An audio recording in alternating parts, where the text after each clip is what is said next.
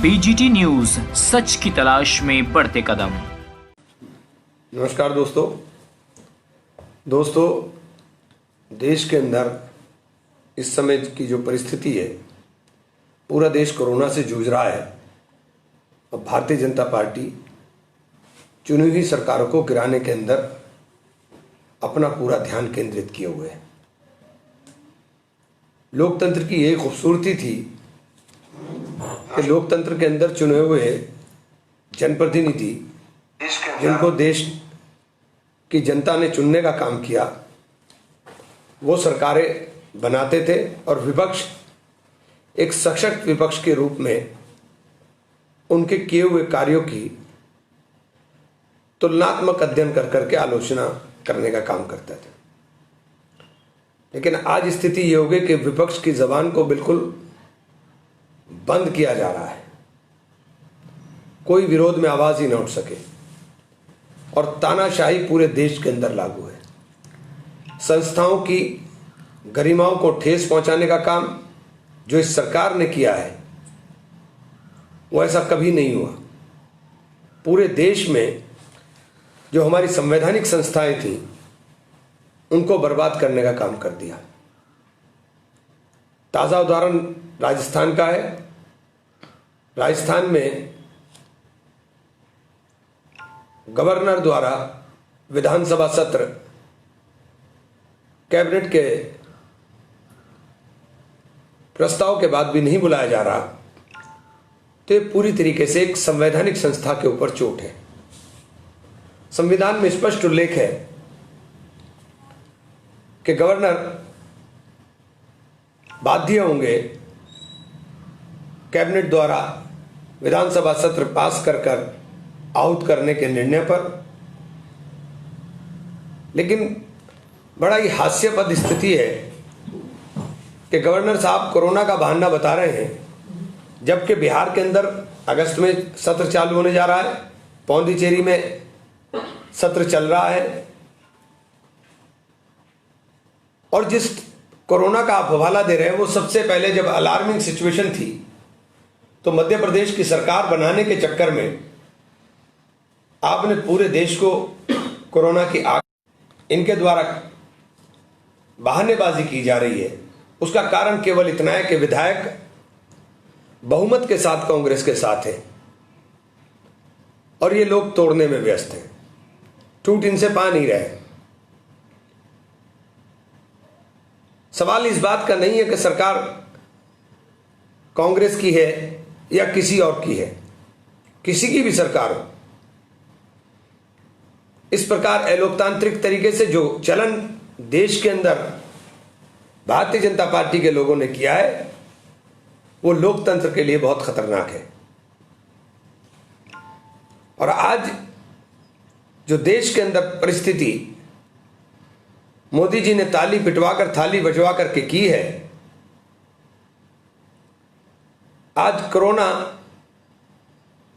की टेस्टिंग लगातार कम की जा रही है। जैसी टेस्टिंग बढ़ती है वैसे ही केस की तादाद बढ़ जाती है।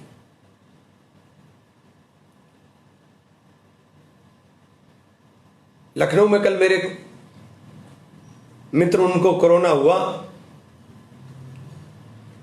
इलाज की समुचित व्यवस्था न होने के कारण उनको दिल्ली शिफ्ट करना।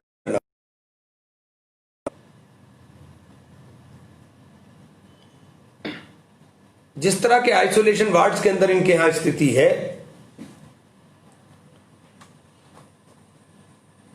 उस आइसोलेशन वार्ड के अंदर जो लगातार सोशल मीडिया पर दिखाए जा रहे हैं, उसके बाद भी, उस स्थिति के बाद भी योगी सरकार अपनी पीठ थपथपा रही है।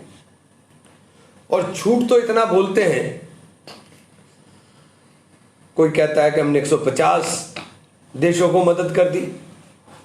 150 देशों को आप मदद, आप अपने लोगों की पहले मदद कर लो। आप दूसरों की मदद की बात कर रहे हो, पहले अपने लोगों की तो मदद कर लो। आप अपने सरकार राजस्थान के अंदर जिस तरह से कोरोना से लड़ रही थी, और सबसे बेहतरीन मॉडल राजस्थान ने, छत्तीसगढ़ ने पूरे देश में दिया, आप उनको स्थिर करना चाहते हो।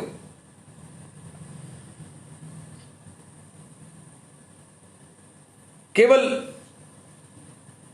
एक चीज देश के अंदर हो कि जो सरकार कहे वही सच है, जो सरकार कहे वही मान ले।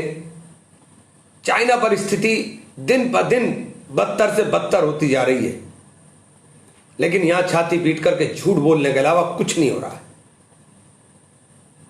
इसलिए आइए सब लोग मिलकर हम इस आवाज को मजबूती के साथ उठाएं और सब लोग, क्योंकि यही माध्यम एक बचा है अब हमारे पास, पता नहीं है कब छीन लिया जाए। यही माध्यम बचा है जिसके ऊपर हम आजादी के साथ अपनी बात कह सकते हैं। आइए सब लोग मिलकर के हम इस बात का भरपूर विरोध करें। मैं जो बोल रहा हूं ये सबसे गुजारिश करता हूं, निवेदन करता हूं कि इसको ज्यादा से ज्यादा शेयर करें, ज्यादा से ज्यादा लोगों तक ये बात जाए। ये अघोषित इमरजेंसी जो देश में लगी हुई है, इससे निजात मिलनी चाहिए।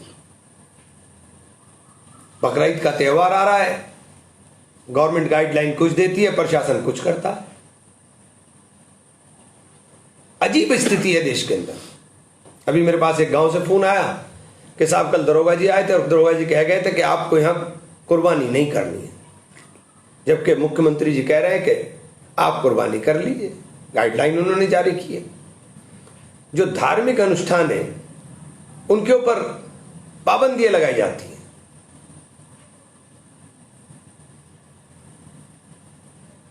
धार्मिक रूप से देश के अंदर सबको अपने धर्म को मानने की आजादी है, सबको इख्तियार है कि अपने मजहब को अपने तरीके से मानने का काम करें।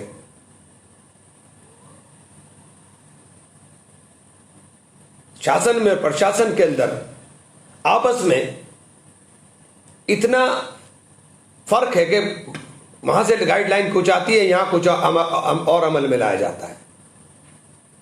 यह केवल इसलिए है कि नेतृत्व कमजोर है, नेतृत्व कमजोर है। इसलिए दोस्तों, क्योंकि इनके पास तो एक ही ना बात आती है, बस वो नफरत की भाषा पढ़ाएंगे और लोगों को झूठ बोल करके बातें बताना शुरू करेंगे। उसके अलावा जब भी आप बात करो तो सारा दोष 70 साल के किए हुए काम को बर्बाद कर दिया आपने। इसलिए दोस्तों, मैं सबसे निवेदन करूंगा कि हमारी बात ज्यादा से ज्यादा तक लोगों तक पहुंचे। सब लोग इसको आगे शेयर करने का काम करें। बहुत बहुत शुक्रिया, धन्यवाद।